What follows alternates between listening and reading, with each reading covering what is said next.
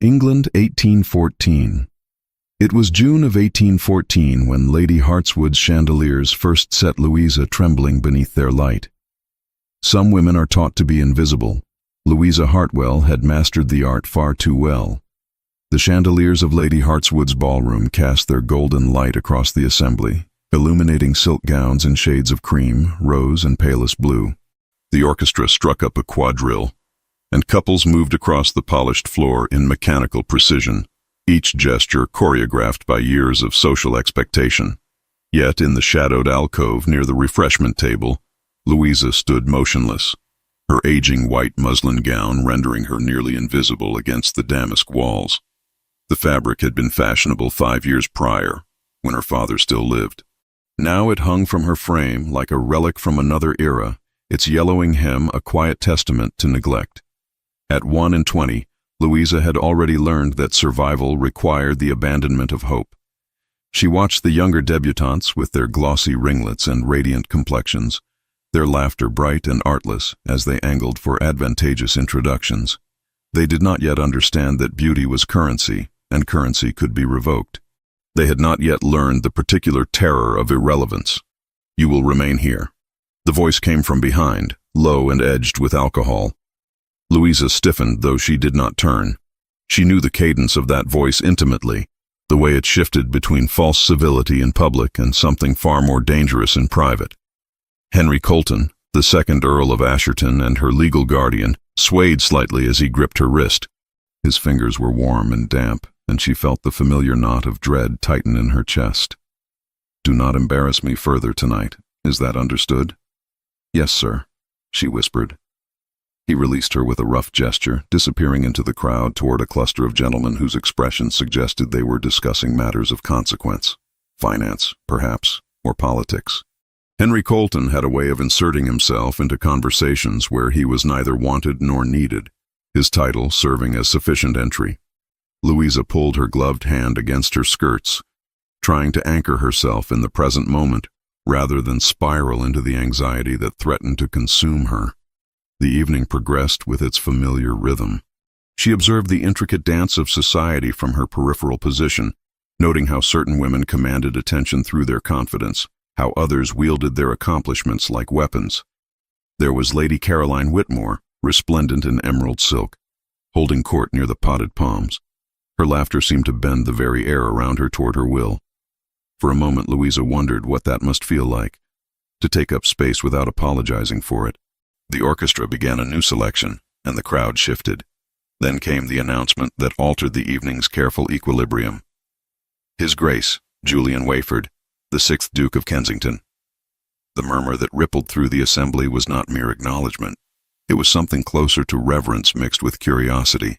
The Duke of Kensington emerged in the ballroom's entrance with the bearing of a man accustomed to having space arrange itself according to his presence. He was tall, his evening attire impeccable in its severity. Black coat, white cravat, the austere elegance of someone who required no embellishment to convey authority. His dark hair caught the candlelight, and his eyes moved across the assembly with the detachment of a naturalist observing creatures in their native habitat. Louisa recognized him from descriptions she had overheard. 2 years of mourning had recently concluded. His wife had succumbed to consumption shortly after their union. There had been whispers of his devotion, his retreat from society, his apparent indifference to the parade of eligible young ladies who had subsequently presented themselves for his consideration. At 33, he remained the most sought-after bachelor in England, his wealth ancient and substantial, his title among the oldest in the realm. Yet there was something in his expression that suggested he found the proceedings tedious at best. He moved through the assembled company without particular destination, acknowledging greetings with minimal courtesy. Most people he regarded with polite disinterest, but his attention seemed to sharpen occasionally, as though he were cataloging some essential truth about the people he encountered. He did not at first appear to notice her. Louisa had learned long ago to recognize when she was being observed. It was a survival mechanism born of years spent in proximity to a man whose moods could shift without warning, whose attention often preceded correction. Yet the sensation that came over her when she felt the Duke's gaze settle upon her was unfamiliar. It was not the pointed interest of courtship or the clinical appraisal of a marriage market participant. It was something more complex. The look of someone who had noticed an inconsistency and was attempting to solve it. She did not turn to meet his eyes. Instead, she allowed her own gaze to drift toward the terrace doors, where the night air stirred the curtains. Her heart had begun to accelerate in that particular way it did when she sensed examination, when she felt the possibility of unwanted attention. She wanted to fade further into the shadows, to become so thoroughly unremarkable that even her presence could be questioned. The music changed, and most of the company shifted with it.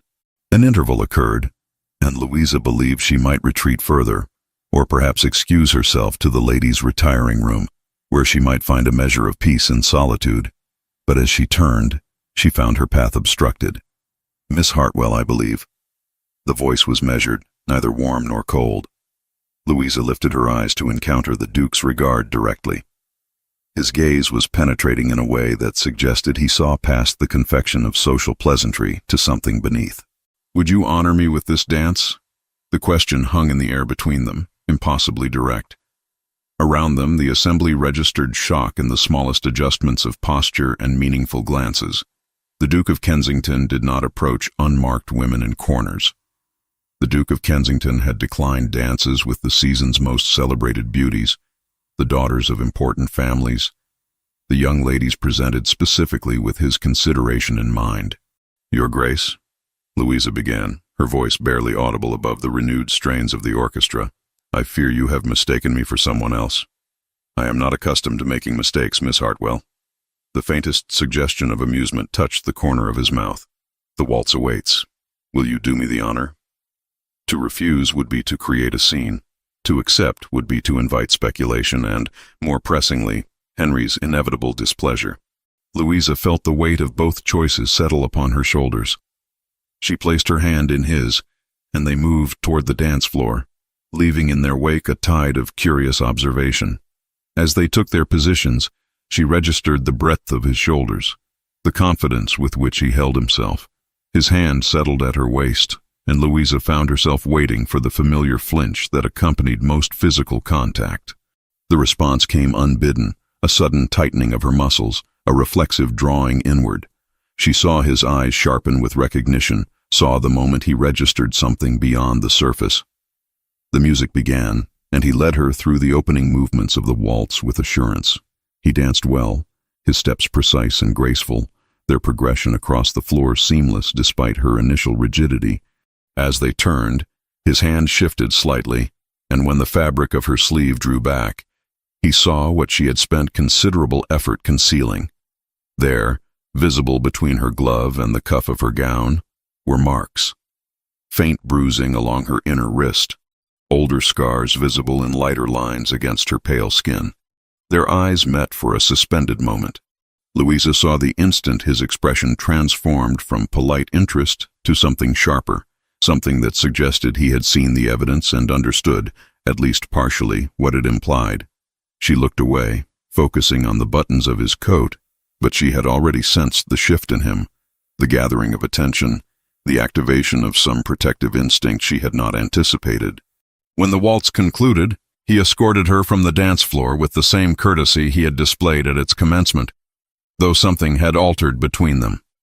Before departing, he bent slightly near her ear, and she caught the faint scent of sandalwood and leather. "Thank you for the dance, Miss Hartwell," he said quietly. It was without question the highlight of an otherwise unbearable evening. Then he withdrew, moving through the crowd with that same combination of authority and distance that marked his passage through the ballroom. Louisa stood motionless, her hand still suspended in the position it had occupied in his, trying to process what had just transpired. Later, after Henry had made his irritable departure, and she sat in the carriage beside him as it rattled through the lamp-lit streets of London, his expression grew darker with each passing block. "What were you thinking, dancing with Kensington?" His voice carried the particular edge of controlled fury that preceded violence. "Do you imagine yourself worthy of his attention? Do you believe yourself some prize to be admired?" Louisa said nothing, having learned that words often accelerated rather than mitigated his anger. She gazed out the window at the gas lamps flickering past, at the city she could see but never quite touch, and wondered why the Duke had looked at her marks with such intensity. She wondered what he intended to do with that knowledge. Most importantly, she wondered if she had made a terrible mistake by allowing him to see her at all. The days following the Hartswood ball passed in a state of heightened tension for Louisa. She found herself existing in a peculiar state of suspended dread, waiting for consequences that seemed inevitable yet remained tantalizingly distant. Henry had not struck her outright, though his manner had grown colder, his silences more pointed. She understood this atmosphere well enough. It was the gathering storm before violence, the deliberate withdrawal of ordinary civility that often preceded his worst impulses. What occupied her more insistently, however, was the memory of the Duke's penetrating gaze, the way his eyes had registered recognition when he saw her wrists. She had made an error in allowing him so close, in permitting his examination of her marked skin. The realization sat heavily in her chest, a constant low-level anxiety that competed with her existing concerns about Henry's escalating unpredictability. 3 weeks after the ball, a letter arrived at Colton House. It bore the Kensington seal, an ornate crest that caused Henry's expression to shift from habitual irritation to something approximating interest. The invitation was for Louisa and her guardian to dine at the Duke's London residence on what he had noticed was not beauty but evidence, a wrist a gentleman ought never to see, and scars no gentleman could ignore. Curiosity soured into purpose. Grosvenor Square. Henry read it twice, his eyes narrowing with calculation. "This is unprecedented," he muttered, turning the letter over in his hands as though it might reveal additional information through its reverse side. "Kensington does not extend social invitations to our standing without considerable purpose." Louisa said nothing, occupying herself with the needlework she had abandoned earlier that morning. Her hands remained steady through sheer force of will, though her mind raced through possibilities. Why would the Duke invite them both? What did he intend to accomplish through such a gesture? When the evening of the dinner arrived, Louisa, dressed in her best available gown, a pale silk that had once belonged to a cousin and had been altered to approximate her measurements. It was not fashionable by current standards, but it was respectable, and that would have to suffice. Henry wore his evening attire with the air of a man attending a coronation, his manner effusive and performative. The Duke's residence was exactly what one might expect of a man of his rank and resources. The rooms were appointed with the quiet confidence of accumulated wealth, the furnishings speaking of generations of refinement rather than the aggressive ostentation that characterized so many attempts at aristocratic display. The Duke received them in a drawing room of considerable proportions, its walls lined with leather-bound volumes and paintings of considerable merit. "Mr. Colton, Miss Hartwell," he greeted them with formal courtesy. "I am grateful you accepted the invitation. Business has kept me occupied these past weeks, and I find myself behind in my social obligations." Throughout the dinner, the Duke conducted himself with meticulous politeness toward both guests. Yet Louisa noticed the particular quality of his observation when he regarded her across the table. He asked her questions about her reading habits, her opinions on matters of literature and philosophy, her thoughts on the management of country estates. Each inquiry was framed in such a manner as to invite genuine response rather than mere social platitude. Henry, meanwhile, transformed into someone almost unrecognizable. His manner became ingratiatingly pleasant, his laughter punctuated at strategic intervals, his conversation peppered with careful compliments and strategic inquiries about the Duke's business enterprises. Louisa recognized the performance. It was the same elaborate construction Henry employed when seeking advantage, when positioning himself as a man of understanding and substance. At one point during the second course, the Duke reached toward the serving dish between him and Louisa, and in doing so, his hand passed briefly near her arm. She felt the familiar involuntary contraction of her muscles, the bodily response she had been unable to suppress no matter how vigilantly she attempted to control it. Her hand stilled over her plate. When she risked a glance upward, she found the Duke's gaze fixed upon her with an intensity that suggested he had noticed her reaction and filed it away for later consideration. After dinner concluded, the Duke proposed an excursion to the British Museum. They moved past cabinets of shells and minerals, past drawers of pressed fronds and penciled herbariums, labels neat in a clerk's hand, where a mind could linger without society's theater to intrude. suggesting that the recent acquisitions to the natural philosophy collection warranted examination. He extended the invitation specifically to Louisa, remarking that he had observed her reading a treatise on botanical illustration during their dinner conversation and imagined she would find the specimens of particular interest. Henry, unable to refuse without creating offense, agreed to the arrangement, though his displeasure at being excluded from the proposed outing manifested in the tightening of his jaw. The morning of their visit to the museum arrived clear and temperate, the kind of London summer day that rendered the city almost bearable. The Duke's carriage collected them with punctuality that suggested meticulous planning. Louisa found herself seated across from him during the journey, acutely aware of the implications such proximity carried. "You seemed uncomfortable during dinner last evening," he observed, his tone remarkably devoid of judgment. It was a simple statement of fact, rather than an accusation or inquiry. "I am often uncomfortable in new situations, Your Grace," Louisa replied carefully. "Society does not always reward those of retiring temperament. I suspect your discomfort derives from sources somewhat more specific than mere social diffidence," he continued, his gaze passing over her as though assessing something beneath the surface of her carefully maintained composure. "Nevertheless, I hope you will find this outing more agreeable. The museum affords opportunity for contemplation without the constant surveillance of society's judgment." They spent the afternoon moving through the carefully curated specimens on display. The Duke proved to be a knowledgeable guide, offering insights into the botanical specimens with the ease of someone genuinely invested in the subject matter rather than merely performing erudition for effect. More significantly, he listened to her observations with an attentiveness that bordered on reverential, treating her thoughts as though they possessed genuine substance and merit. At one point, while they stood before a particularly striking collection of fern specimens, a gentleman of Louisa's acquaintance approached their group. Before any introduction could be effected, Henry appeared at Louisa's other side, his hand settling heavily upon her shoulder. "My ward has a tendency toward fanciful thinking," Henry announced to the stranger, his tone pitched between affection and warning. "She concerns herself overmuch with intellectual matters, rather than attending to the practical realities of her situation. Books are all well and sufficient for occasional amusement, but a woman must remember her proper sphere." Louisa felt the weight of Henry's hand increase fractionally, a subtle assertion of ownership and dominance. Her throat constricted with the effort of maintaining her outward composure. The Duke's expression did not visibly alter, yet something crystallized in his demeanor. A hardening that suggested his mind had registered Henry's statement and filed it alongside the other accumulating evidence. When he spoke, his voice remained perfectly modulated, yet there resided within it an undertone of something darker. "I have found Miss Hartwell's observations regarding natural philosophy to be remarkably astute," he said, addressing Henry with a courtesy that somehow managed to carry an undercurrent of implicit censure. "In my estimation, intellectual curiosity represents a quality of considerable value in any person, regardless of their sex. The world benefits from minds that engage with ideas rather than remaining passively receptive to existing doctrine."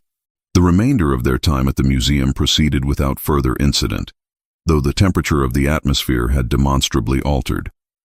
Henry maintained his cordial facade, yet Louisa detected in him a nascent awareness that the Duke represented something beyond the typical aristocratic observer he might manipulate or impress through conventional means. Weeks passed in a state of mounting tension. The Duke began extending invitations with increasing frequency. A musical evening, a carriage ride through Hyde Park, afternoon conversations in various salons where society gathered. Each occasion afforded him opportunity for observation, for the accumulation of detail that seemed to obsess him with the intensity of a natural philosopher studying a particularly complex specimen. It was during this period that he engaged the services of Nathaniel Price, a man of investigative acuity whose methods were as discreet as they were effective. Price interviewed servants from Colton House under the pretext of conducting routine inquiries regarding references for prospective employers. He spoke with the former governess who had overseen Louisa's early education, a woman whose loyalty to her former charge had never wavered despite her circumstances. He acquired copies of documents through channels both legitimate and otherwise, tracing the financial maze that constituted Henry's increasingly desperate attempts to maintain appearance of solvency. The information that emerged from Price's investigation was damning in its comprehensiveness.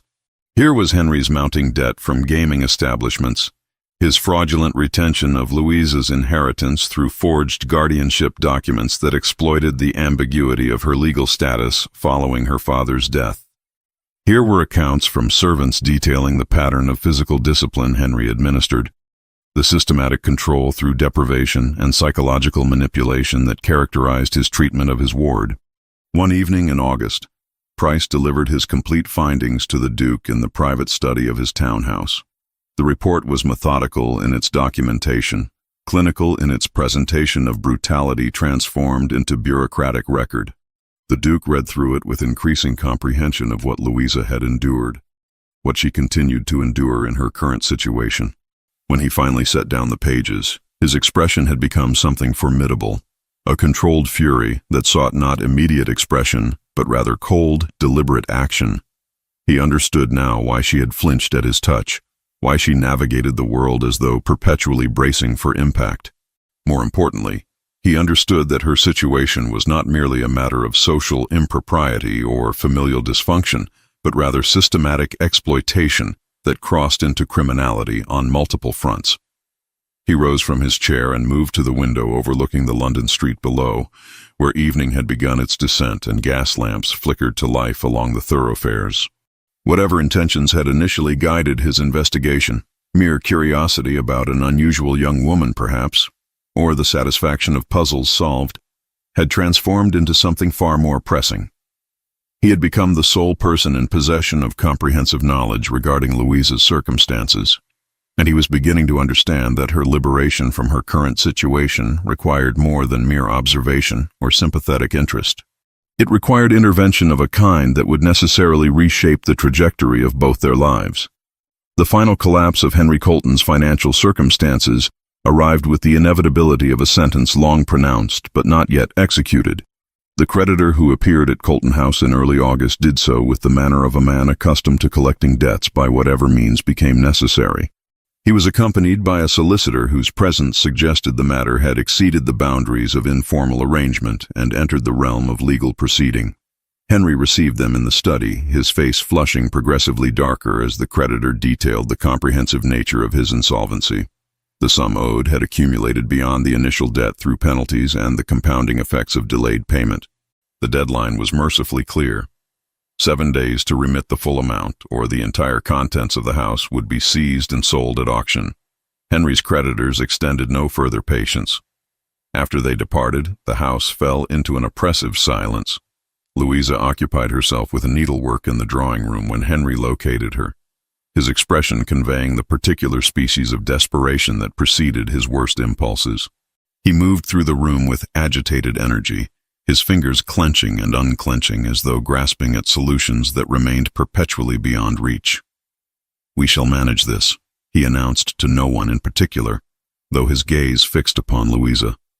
"There remains a solution that resolves everything." She did not look up from her stitching, though her hands had stilled. She recognized the quality of his voice, the artificial brightness that masked something far more sinister beneath. "You shall marry," he continued, settling into the chair opposite hers with the air of a man who had reached an extraordinary and brilliant conclusion. "Immediately. The Viscount Ashworth has expressed interest in taking a wife. His finances are secure, and he cares nothing for the matter of a dower. In fact, he prefers the arrangement precisely because it removes any expectation of familial entanglement." Louisa's needle remained suspended. She had heard fragments of conversation regarding Viscount Ashworth, a man of some 50 years whose previous 2 wives had died under circumstances that society chose not to examine too closely. His preferences for the application of physical correction were sufficiently well known that few families possessed the desperation to accept his proposals. "I will not," she said quietly. The statement hung between them, an unprecedented assertion. In all her years under Henry's guardianship, Louisa had developed strategies of passive acceptance, of creating the appearance of compliance while withdrawing into whatever internal spaces remained her own. She had never refused him so directly, never articulated resistance in language so unambiguous. Henry's expression underwent a transformation that moved from surprise to something considerably more dangerous. He rose from his chair with deliberate slowness, and Louisa experienced a moment of acute clarity regarding what she had initiated. Some portion of her mind recognized the escalation she had precipitated, understood that words spoken could not be withdrawn or reframed, that consequences would necessarily follow. "You will do precisely as I direct," he said, his voice dropping to the particular register that signaled imminent violence. "Do you comprehend? You exist through my sufferance, and your compliance is not subject to negotiation." When he struck her, it was with the walking stick he kept beside his chair, and the impact was delivered with sufficient force to drive the breath from her body. She fell against the sofa, her arm rising in reflexive protection. He continued his assault with a methodical quality that suggested intention rather than momentary fury, striking her ribs and shoulders until her attempts at self-defense had dissolved into simple survival. Afterward, she could not rise from the floor immediately. She remained where she had collapsed, her breathing shallow and labored, her body manifesting a map of pain that suggested considerable damage to the tissue beneath her clothing. Margaret found her there an hour later and helped her to her chamber, where she remained for 3 days. The movement necessary to leave her bed, a negotiation between her desire to function and her body's insistent communication that such exertion carried considerable cost. It was during this period that the Duke of Kensington invited Henry Colton to his townhouse for a conversation between gentlemen regarding matters of business and political opportunity. Henry accepted with alacrity, recognizing in the invitation precisely the sort of advantage he perpetually sought.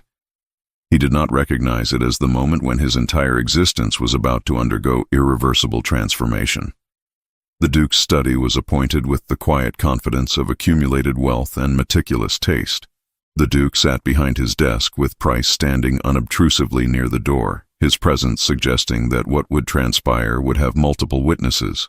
The Duke's expression carried a quality of controlled fury that manifested not in volume or aggression, but in the absolute precision with which he articulated his observations. "I have become aware of certain matters concerning your guardianship of Miss Louisa Hartwell," the Duke began, his tone suggesting this was merely the commencement of a far more comprehensive indictment. "Specifically the matter of financial fraud, which includes the misappropriation of her inheritance and the deliberate falsification of guardianship documents."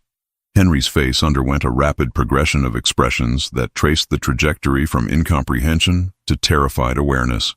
He began to speak, but the Duke continued without pause, systematically presenting the evidence that Price had accumulated: financial records, forged documents, testimony from servants detailing the pattern of violence. The meticulousness of the presentation suggested that Henry's circumstances had been examined from every conceivable angle and found comprehensively damning. "Furthermore," the Duke continued, "I am aware of your recent proposal to marry Miss Hartwell to Viscount Ashworth for the purpose of resolving your financial distress. I am informed that you administered physical punishment to Miss Hartwell when she declined this arrangement." Henry attempted to defend himself, but his protestations carried the hollow quality of a man whose position had been entirely demolished. The Duke offered him 2 alternatives with the clarity of someone accustomed to exercising absolute authority. "You will depart England within 7 days, the Duke stated. "You will accept the modest allowance I have arranged, sufficient for comfortable living on the continent indefinitely. You will relinquish all claim to Miss Hartwell's guardianship and all rights to her inheritance. In exchange, I will refrain from presenting this evidence to the magistrate and pursuing the criminal charges that would necessarily result from such prosecution." "And if I refuse?" Henry asked, though his voice suggested he already recognized the futility of such defiance. "Then you will find yourself in custody within a fortnight, facing charges that will result in either transportation or imprisonment, depending upon the magistrate's mood. Your choice, Mr. Colton, is between comfortable obscurity or judicial reckoning. I strongly encourage the former." Within the hour, Henry had accepted terms. The financial arrangements were executed with efficiency that suggested careful pre-planning. Henry was provided with sufficient resources to establish himself in France, along with explicit instructions regarding what would occur should he attempt to return to England or maintain contact with Louisa. The Duke then engaged in a brief conversation with Viscount Ashworth, conducted through intermediary channels that protected the confidentiality necessary for negotiations of this nature. He offered Ashworth substantial compensation in exchange for the immediate withdrawal of his marriage proposal regarding Louisa. The Viscount, who had pursued the arrangement solely from mercenary motivation, accepted the financial settlement with alacrity and agreed to marry instead a recently widowed woman of considerable fortune whom the Duke's connections had identified. 7 days later, Henry Colton departed England. He traveled to Dover by private conveyance, boarded a packet boat bound for France, and disappeared into the continental obscurity that would characterize the remainder of his existence. The household staff at Colton House received notice that Miss Hartwell had been engaged to serve as companion to Lady Sophia Kensington at Wayford Park in Kent, a position that placed her beyond Henry's reach and removed her from the circumstances that had defined her existence. That night, London breathed as it always had, lamps guttering, wheels muttering along the stones, yet the city sounded altered, as if some hidden gear had finally slipped free. Louisa sat upright in her narrow bed and wrote one sentence again and again until her hand steadied. "I am not his ward." Only when the ink dried without blotting did she allow herself to weep. Louisa, still recovering from the violence of Henry's final assault, received this information from Margaret with a sense of unreality that suggested her mind could not accommodate the fundamental alteration of her circumstances. The woman who had been defined by powerlessness suddenly found herself separated from the source of her subjugation, not through her own efforts, but through the intervention of a man whose motivations remained opaque to her understanding. The question that occupied her consciousness was not gratitude, but rather apprehension regarding what this intervention might have obligated her to become. The carriage that transported Louisa from London moved through the Kent countryside with steady purpose, its interior lined with plush velvet that seemed almost obscene in its comfort compared to the years she had endured in Colton House. Margaret sat beside her, occasionally reaching over to squeeze her hand in a gesture of reassurance, though neither woman spoke extensively. The landscape beyond the windows transformed gradually from urban density to rolling estates, and Louisa found herself watching the transition with the awareness that something fundamental in her existence had shifted irrevocably. It was Margaret who first explained to her what had transpired during her recovery from Henry's final assault. The Duke had intervened, Margaret said, with a comprehensiveness that suggested military strategy rather than casual intervention. Henry had been removed from England entirely. Louisa was being placed under the guardianship of Lady Sophia Kensington, the Duke's mother, at Wayford Park. The arrangement was presented as permanent, though Margaret seemed uncertain about the precise legal mechanisms that rendered it so. "He knows," Louisa had whispered, her body still aching from Henry's violence. "About the marks. About everything." "Yes," Margaret acknowledged simply. "And he has decided it is his concern." The question that had consumed Louisa's thoughts for the duration of her recovery was far simpler than it should have been. Why? The Duke of Kensington bore no familial obligation to her. He possessed no personal stake in her liberation beyond the abstract principle that violence constituted impropriety. Yet he had expended considerable resources and social capital to effect her rescue from circumstances that society largely regarded as unremarkable. Women in her position were customarily dismissed as unfortunate rather than victimized, their suffering regarded as the consequence of poor family circumstances rather than systematic cruelty. When Julian visited Louisa before her departure, the conversation remained brief and formal. He brought with him a solicitor who presented documentation indicating that her legal status, while complex, had been sufficiently clarified to permit her access to a modest allowance from her inheritance. The remainder of her financial affairs would require ongoing legal proceeding to resolve the complications created by Henry's fraudulent documentation, but immediate destitution had been prevented. "Lady Sophia has extended an invitation for you to reside at Wayford Park as her companion," the Duke informed her with the measured courtesy he extended to all matters of business. "The position offers both security and opportunity for recovery from your recent difficulties. I trust such an arrangement will be acceptable to you." "Your Grace," Louisa had begun, uncertain how to articulate the contradiction between gratitude and the discomfort of owing such an immense debt. "I do not know how to repay—" "There is no debt," he interrupted, his expression suggesting that the very concept offended him. No exchange of currency or service is anticipated. You are free, Miss Hartwell. That is sufficient. The manor itself emerged from the landscape with the majesty of something that had existed since before memory. Ashworth occupied rolling grounds that suggested centuries of careful cultivation, its stone facade worn smooth by centuries of English weather.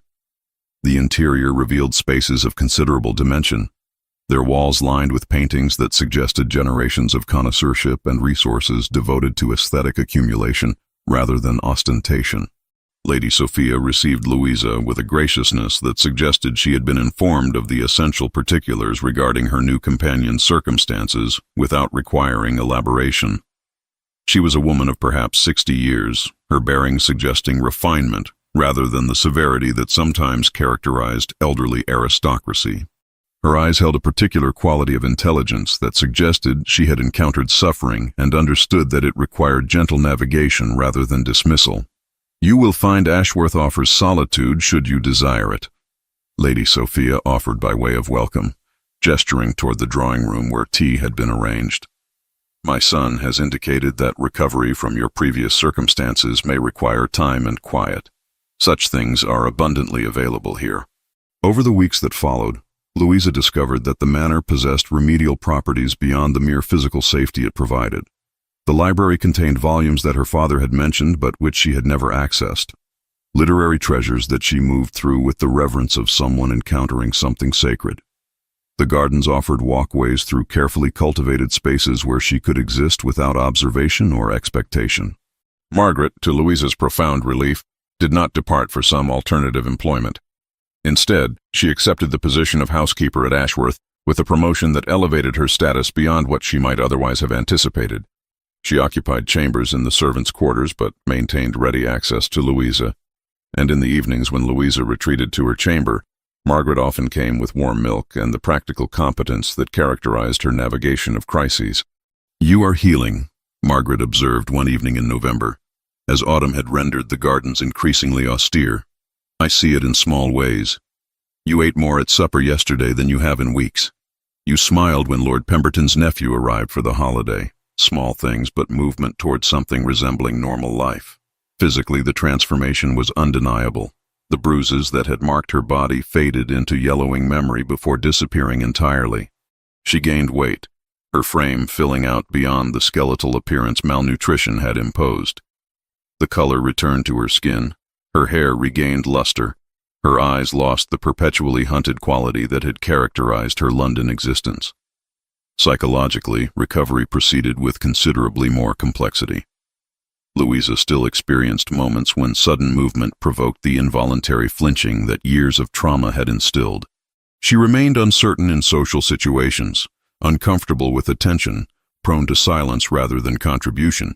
Yet these symptoms began to demonstrate gradual mitigation as weeks transformed into months, and Ashworth's atmosphere of safety began its subtle work of erosion upon the defensive structures she had constructed. Lady Sophia hosted occasional gatherings of a small and select nature. These events were orchestrated with consideration for Louisa's fragile equilibrium, guests carefully chosen for their discretion and compassionate temperament. A widow of similar age whose own marriage had been marked by difficulty. A clergyman whose sermons emphasized mercy rather than judgment. These individuals accepted Louisa's silence without demanding explanation or requiring her to participate in elaborate social performance. The library became the central geography of Louisa's existence at Ashworth. She moved through its volumes with the intensity of someone recovering something essential that had been violently severed. Her father's annotations appeared in margins, his intellectual engagement preserved in pencil marks and underlined passages. She read philosophy, natural history, poetry, allowing her mind to engage with ideas in the manner she had been forbidden to do for a decade. It was during one of these sessions, in late November, that Lady Sophia approached her with a matter of considerable practical significance. My son's solicitor has written regarding your legal affairs, the elder woman explained, settling into the chair opposite Louisa's with the deliberation of someone broaching something of importance.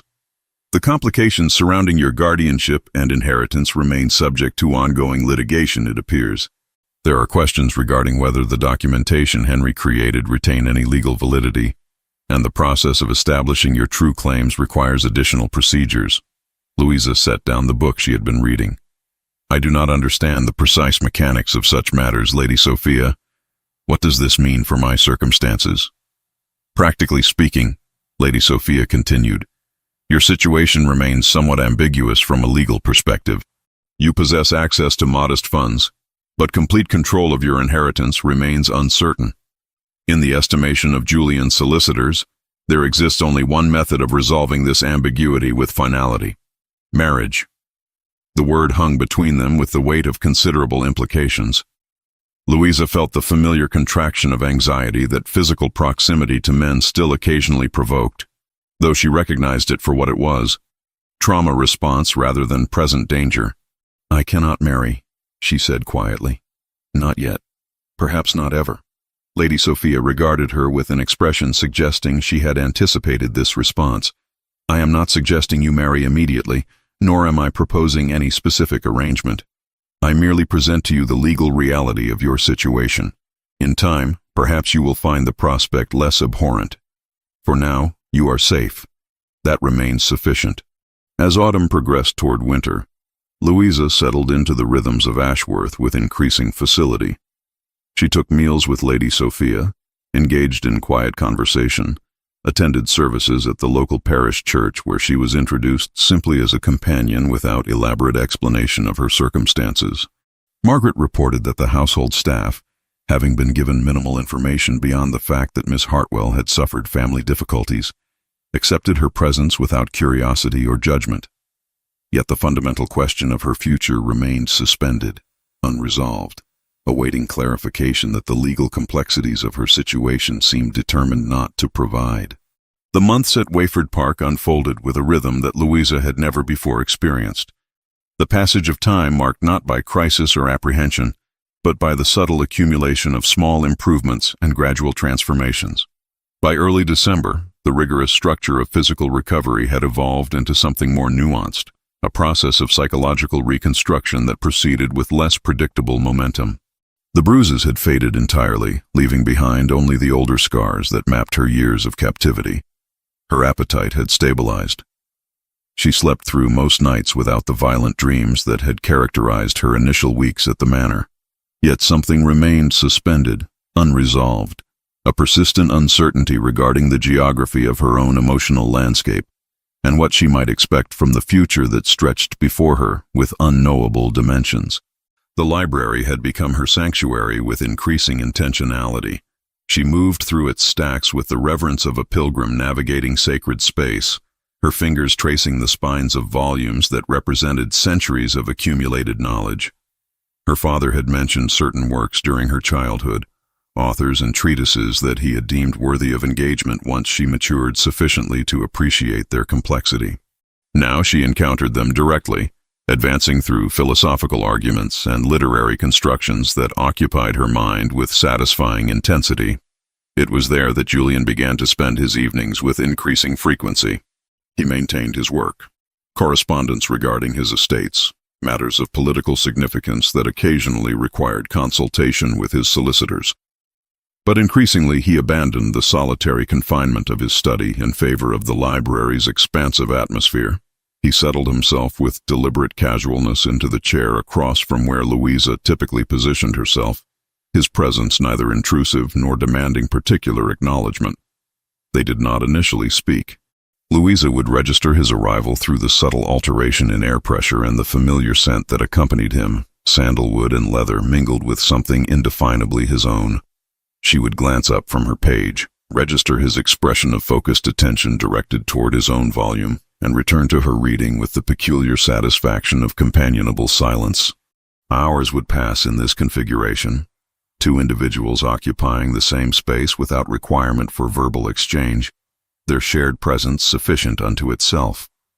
One evening in late November, as the fire in the library's hearth had burned down to embers and the candles had begun to gutter with diminishing resource, Louisa mentioned with careful casualness that she had been experiencing difficulties with sleep. Not the violent nightmares that had characterized her initial trauma, but rather an anxious wakefulness that persisted despite her physical exhaustion.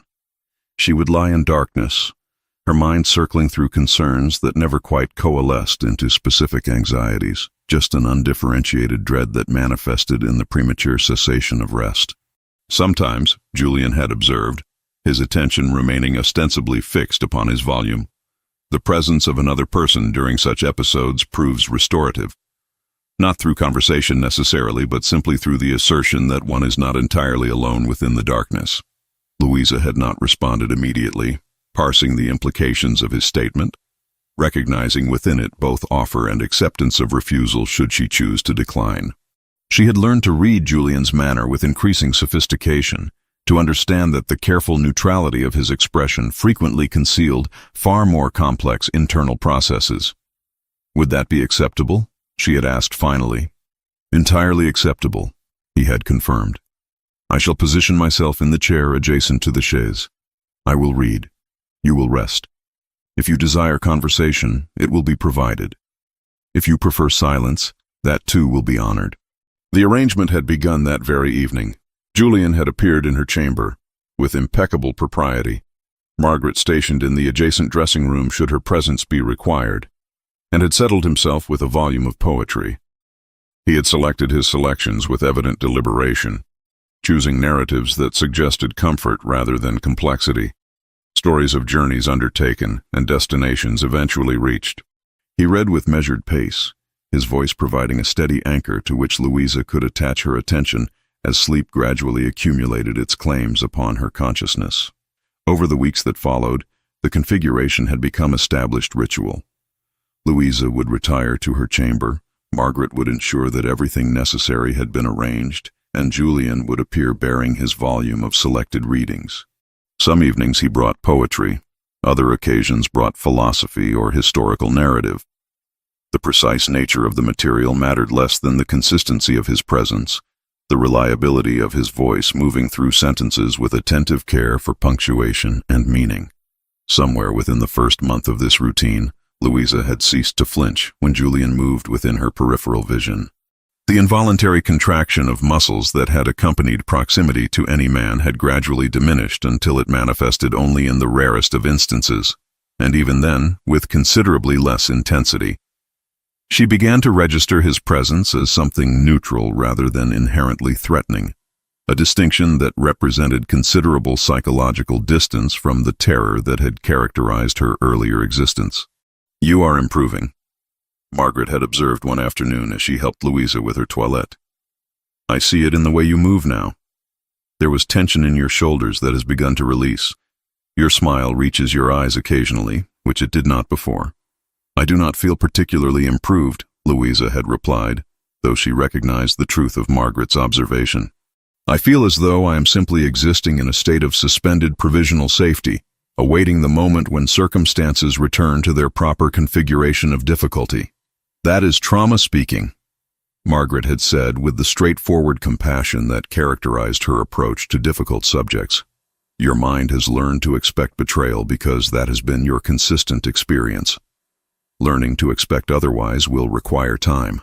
By December, as the season progressed toward its darkest point, the intimacy of their evening readings had evolved in subtle but undeniable ways. One night, as Julian read, Louisa had allowed her hand to rest upon the arm of the chaise closest to his chair.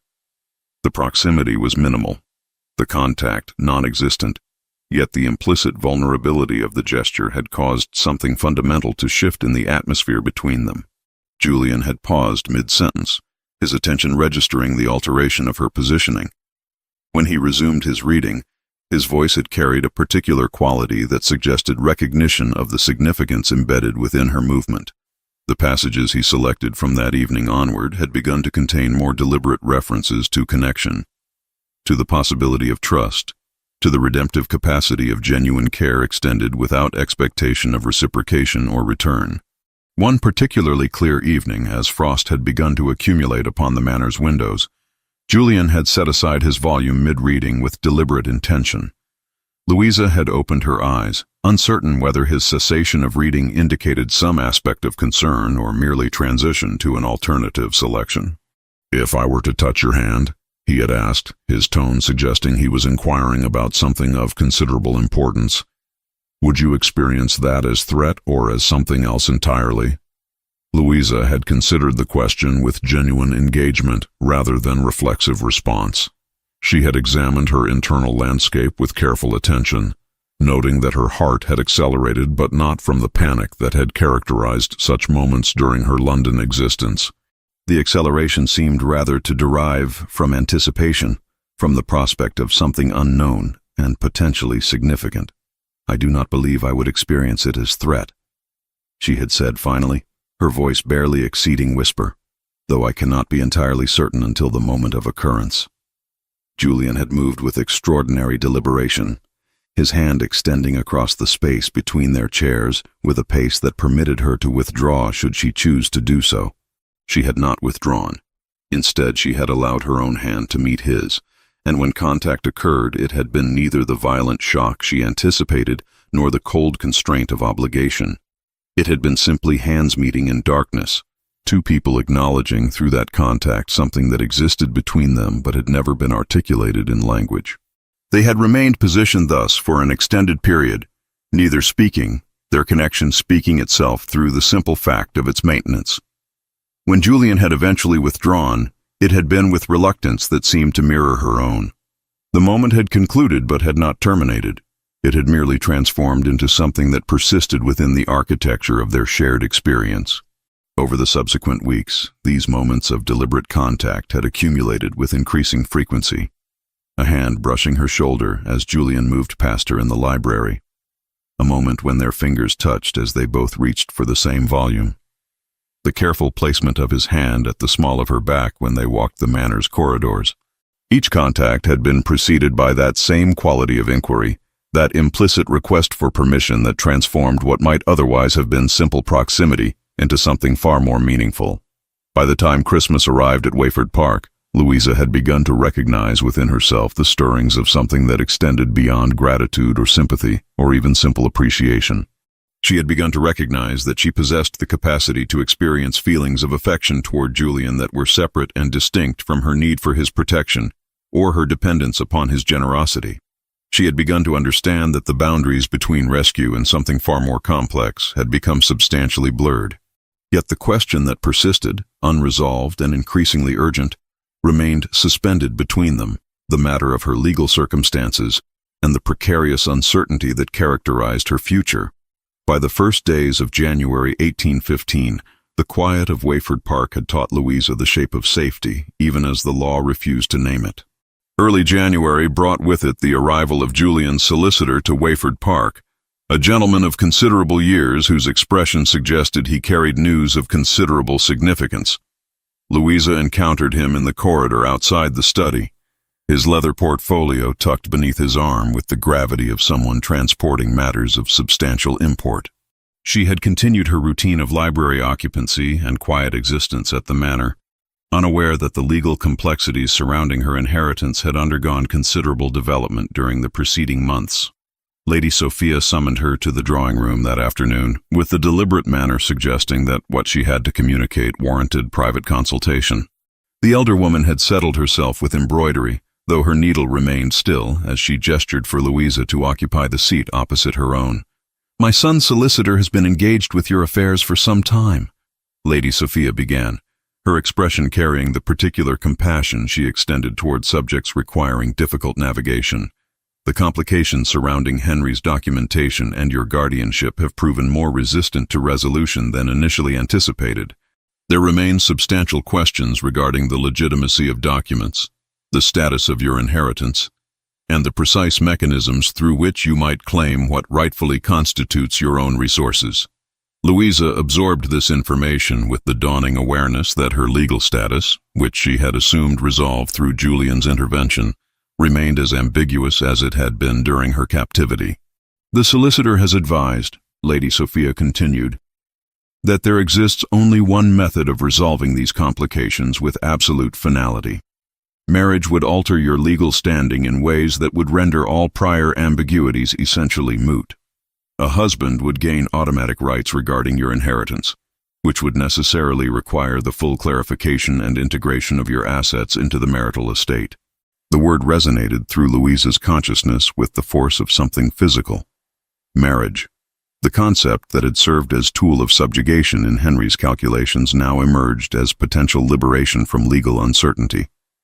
The irony was not lost upon her. "I cannot marry," she had said quietly, though the statement emerged with less conviction than she intended. "My mind remains too fractured. My ability to maintain the emotional equilibrium such an arrangement would require too precarious." Lady Sophia set aside her embroidery with deliberate care. "I suggest not that you must marry immediately. Rather, I present to you the legal reality that governs women in our society. Marriage represents the primary mechanism through which independent agency becomes possible, precisely because it transfers guardianship from one male authority to another. The injustice of this system is not mitigated by understanding it, but understanding it permits strategic navigation." The conversation with Lady Sophia had unsettled something within Louisa's carefully maintained equilibrium. She had begun to recognize that her current existence, while infinitely preferable to her London captivity, remained inherently provisional. She occupied Ashworth through Julian's generosity, rather than through any legal claim to permanence. She existed in a state of dependence that, while benevolent, was dependence nonetheless. That evening, as Julian appeared in the library bearing his customary volume, Louisa had raised the matter with considerable deliberation. She had informed him that Lady Sophia had conveyed information regarding the legal complexities of her situation, that marriage apparently represented the sole viable mechanism for resolving the ambiguities that continued to characterize her status. Julian's expression had registered something that might have been resignation or perhaps strategic calculation. He had set aside his volume and had regarded her with the careful attention he extended to matters of genuine consequence. "Your circumstances are indeed complicated," he had acknowledged. "The documentation Henry created has rendered your inheritance simultaneously yours and not yours, depending upon which legal framework one applies. A marriage contract could resolve these contradictions with finality." "You are suggesting that I should marry," Louisa had said, her voice barely exceeding whisper. "I am suggesting nothing," he had replied with careful precision. "I am instead proposing that if marriage were to occur, it might be structured in ways that differ substantially from the conventions typically governing such arrangements." He had provided her with documentation several days later, papers prepared by his solicitor, that outlined the terms under which a marriage contract might be arranged. The document was extraordinary in its consideration of her position. Her inheritance would remain legally her own, transferred to her sole control rather than absorbed into the marital estate. She would retain rights to property and income that were never to be claimed by a spouse. She could refuse physical intimacy without legal consequence. She could divorce under specific circumstances, a provision that most women could never anticipate accessing. When Louisa had finished reading, she had wept in a manner she had not permitted herself to do since her arrival at Ashworth. Not from despair, but from the recognition that such a document represented the existence of someone who viewed her as equivalent rather than as property. "Who is to marry me?" she had asked finally, though she suspected she already understood the answer. "That depends entirely upon your inclinations," Julian had said, though something in his expression suggested that his own inclinations had long since solidified around a particular outcome. "If you object entirely to marriage, it is not a requirement. You may remain here indefinitely, secure in both your person and your circumstances. However, if you were willing to consider the prospect, I would petition you to consider me as a candidate, though I understand completely if such a union seems impossible given your recent history." Louisa had spent the subsequent weeks in profound contemplation regarding what his proposal entailed. She had walked the manor's gardens in solitary reflection, had occupied herself in the library with particular attention to poetry, exploring themes of trust and redemption, had engaged in extended conversation with Margaret regarding the practical and emotional dimensions of such a commitment. "He has given you something extraordinary," Margaret had observed one afternoon as she helped Louisa with the mending. "A choice. A genuine choice with no coercion, no manipulation, no threat embedded within it. That is not something most women receive in any circumstance, let alone regarding marriage. How can I distinguish between genuine affection and the performance of affection?" Louisa had asked. "How can I trust that he will not transform once legal ties are established, that his current consideration will not metamorphose into something more conventional and therefore more dangerous? You cannot." Margaret had said with the straightforward honesty that characterized her approach to difficult subjects. Trust is always an act of faith, but faith is not blindness. You have observed him for months now. You have encountered him in both formal and intimate contexts. What have you observed regarding the fundamental nature of his character? Louisa had considered this question with genuine engagement. She had thought about Julian's interactions with servants, about the respect he extended to his mother, about the care with which he had approached her own trauma and recovery. She had thought about the way he had never demanded anything from her, the way he had constructed their evening readings around her comfort, the way he had asked permission before each increment of physical proximity. By late January, as the season had begun its slow progression toward spring, Louisa had arrived at a decision that surprised her with its own clarity. She had found Julian in the library, where they had begun to spend nearly every evening, and had informed him simply that she would accept his proposal, not from desperation or legal necessity, though those elements remained present, but from recognition that among the men she had encountered in her life, only he had demonstrated the capacity to see her as something beyond an object to be controlled or possessed.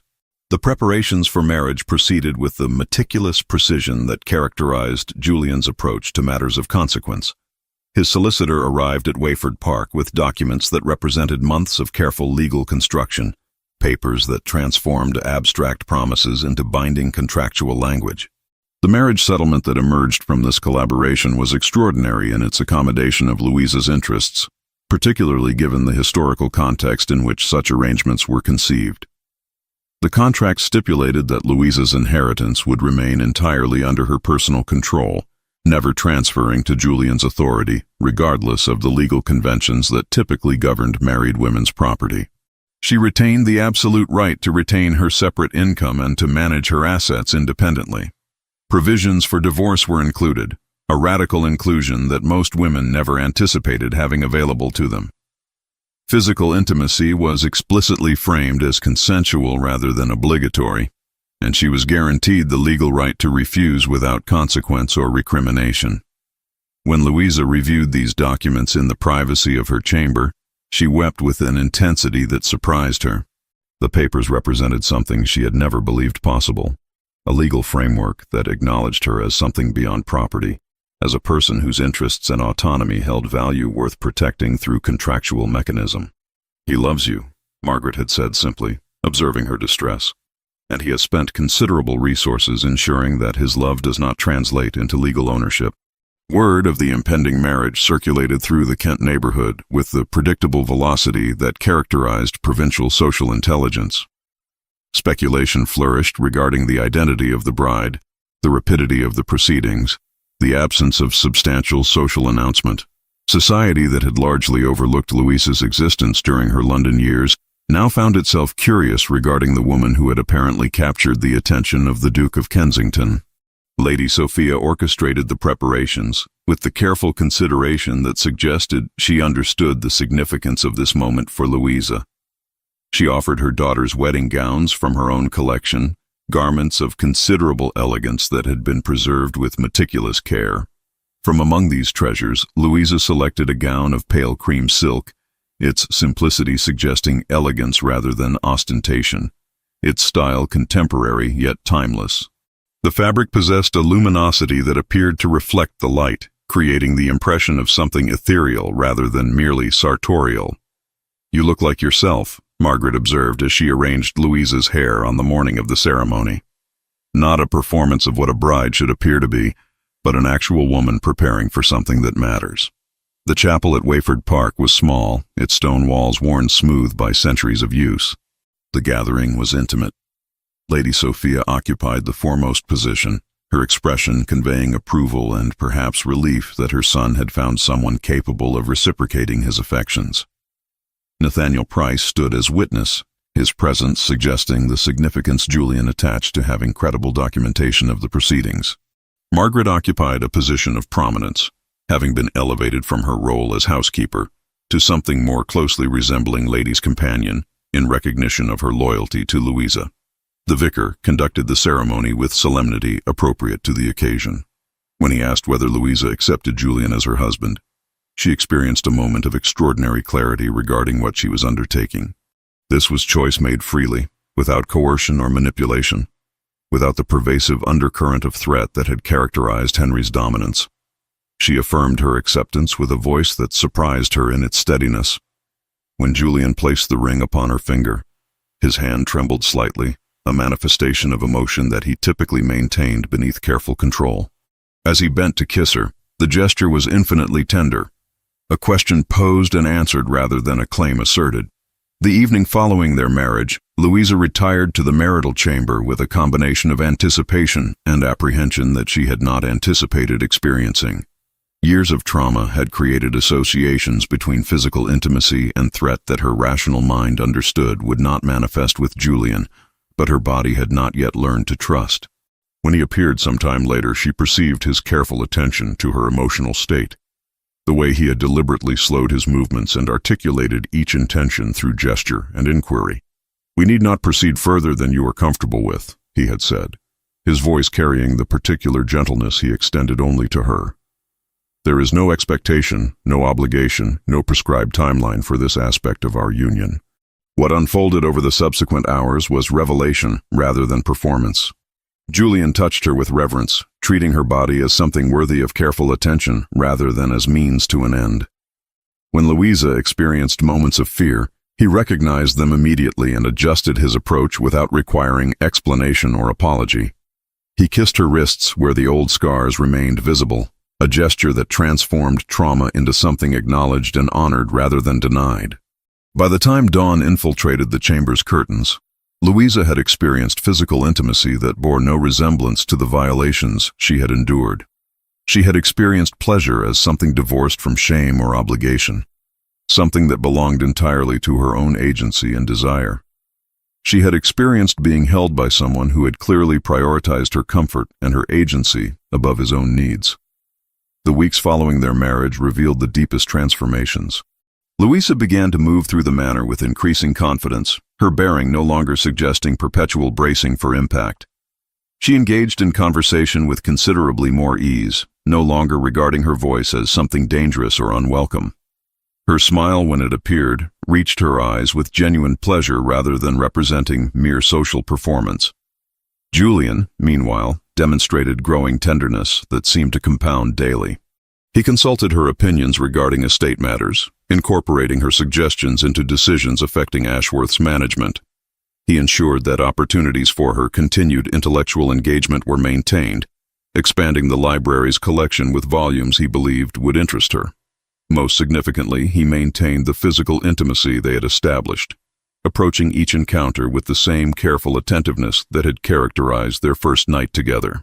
1 year had transformed the landscape of Louisa's existence in ways that she had not anticipated possible. The passage from autumn into the following winter, and then toward another spring, had marked not merely the rotation of seasons, but the fundamental alteration of her place within the world. January of 1816 arrived with its characteristic gray skies and bitter winds, and yet the atmosphere at Wayford Park was characterized by warmth and anticipation, rather than the austere coldness that typically accompanied this season. Louisa's pregnancy had become apparent by autumn, a revelation that had initially terrified her before gradually transforming into something resembling genuine anticipation. She had never permitted herself to imagine futures that extended beyond immediate survival, and the prospect of creating life within her own body represented something close to miraculous. Her body, which had been used as instrument of subjugation and control, was now generating new existence, a child that would be born into security and safety rather than the chaos and violence that had characterized her own entrance into the world. The transformation that society recognized in Louisa as she moved through the social season of London was remarked upon with the particular intensity that characterized aristocratic observation of significant alterations in status and appearance. The woman who had been dismissed as insignificant during her years under Henry's guardianship had emerged into prominence through the simple fact of becoming Duchess of Kensington. Yet society, ever perceptive regarding surface matters, had largely failed to recognize that the transformation extended far deeper than titles and elevated station. Louisa had begun to utilize her position with deliberate intention toward matters that occupied her conscience with increasing urgency.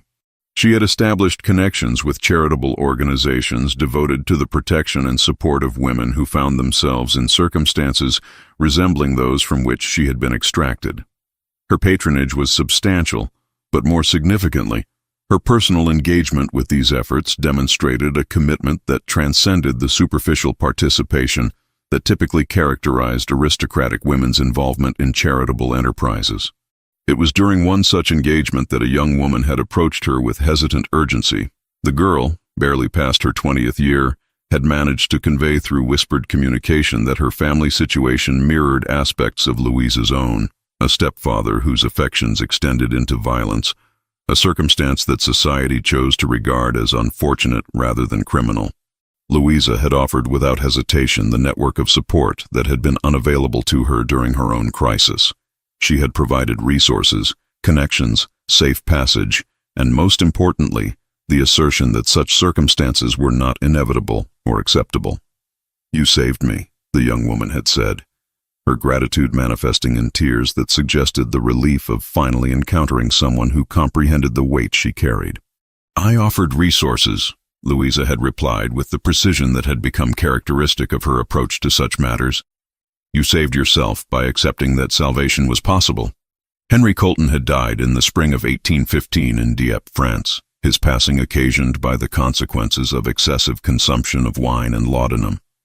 The news had reached Louisa through channels that were deliberately filtered to protect her from unnecessary distress. She had received word of his death without the complicated emotional response she might have anticipated.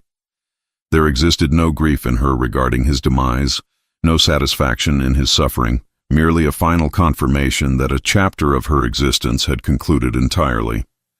The social season of 1816 found Louisa navigating the ballrooms and drawing rooms of London society with an ease that suggested she had always occupied such spaces.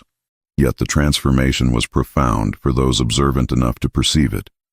Where she had once positioned herself in margins and shadows, she now occupied central space with the confidence of someone who had earned her position through authentic presence rather than social obligation.